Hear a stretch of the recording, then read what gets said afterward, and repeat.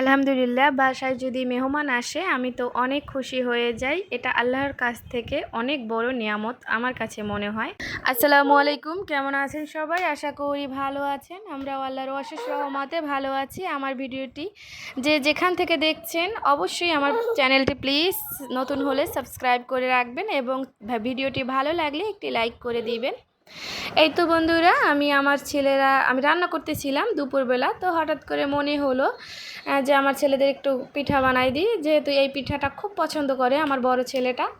তো রান্না এক চুলায় চলতেছিল, তো রান্নাটা প্রায় শেষের পর্যায়ে আর কি। তো আমি তারপরে এখানে আমি পিঠাটা বানাতে লেগে গিয়েছি। আর সে একটু পরে পরে এসে আমাকে বলতেছে বানানো হয়েছে কি না। তো আমি তার জন্য একটু তাড়াহুড়ো করতেছিলাম। তো এই যে তাড়াহুড়ো করতে করতে প্রথম তিনটা পিঠার মতো একটু কালো কালো হয়ে গিয়েছিল, একটু বেশি গরম হয়ে গিয়েছিল মনে হচ্ছে তেলটা, কিন্তু পিঠাটা ভালোই ফুলতেছিল। তো যাই হোক, লাস্টে যেগুলো আর কি ভেজেছি ওগুলো মাশাল্লাহ ভালোই হয়েছিল। আর আমি অনেকগুলো বানাই নাই, অল্প কিছু বানাইছি। তো খাওয়ার পরেও হয়তো বা 2-3টা ওভার ছিল এরকম। তো এই পিঠাগুলো বানাচ্ছিলাম, আর ওখান থেকে আমার ছেলে তারপরে আমি 2টা ভেজে তারপরে তাদেরকে দিয়েছি। সে তার বাবার কাছে নিয়ে গেছে, এখন বলতেছে বাবা ফ্যানের বাতাস কেন লাগতেছে না, এটা কেন জুড়াচ্ছে না। তো যাই হোক, আমার ছেলে পিঠাটা মাশাল্লাহ খুব ভালোবাসে। ওই যে দেখেন একটু দাগ লেগে গেছে। তো যাই হোক, তারপরেও আলহামদুলিল্লাহ অনেক ভালো লেগেছে খেতে। আর আগামীকালকে আমাদের বাসায় মেহমান আসবে, এই কারণে অনেক কাজ আছে আজকে। তো আমি এটা কইরা তাদেরকে আমি খেতে দিয়ে দিয়েছি। আর এই ফাঁকে আমি অনেকগুলো কাজ সেরে নিয়েছি। একদম পুরো ঘর আমার এলোমেলো। আমি যতই গুছিয়ে রাখি না কেন 10 মিনিটও যাবে না, তারপর আবার এলোমেলো করে দিবে আমার ছেলেরা।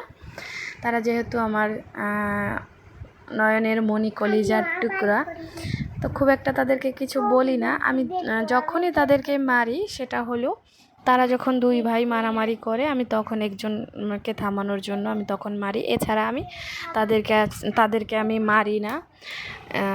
তো যাই হোক, এখন তারা এলোমেলো করবে, ছোট বাচ্চা, কিছু করার নেই। তো আমি সব গুছাচ্ছিলাম, আর তো ভাবলাম যে আপনাদের সাথে আমি কিছু কাজ শেয়ার করি। তো আজকে আর তেমন কোনো ভিডিও আমি নিতে পারিনি, শুধু এই পিঠা বানানোর ভিডিওটাই আমি আপনাদের সাথে শেয়ার করছি।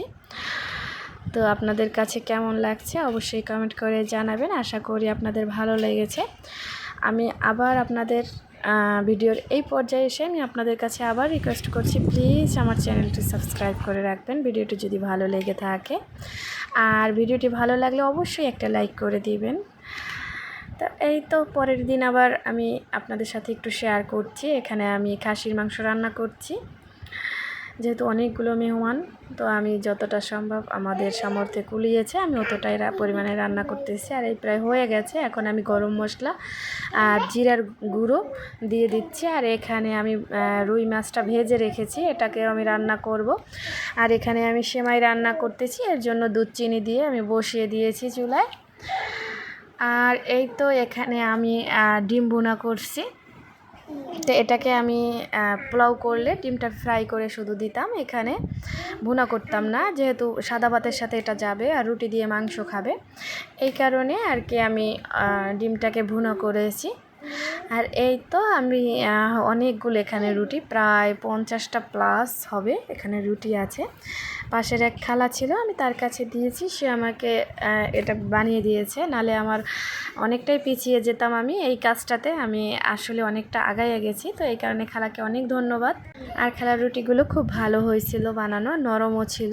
আর এই তো আমি মেহমানের জন্য এক পাতিল পরিমাণ আমি লেবুর শরবত গুলে রেখেছি। তো এই তো আপনাদের কাছে কেমন লাগছে অবশ্যই কমেন্ট করে জানাবেন।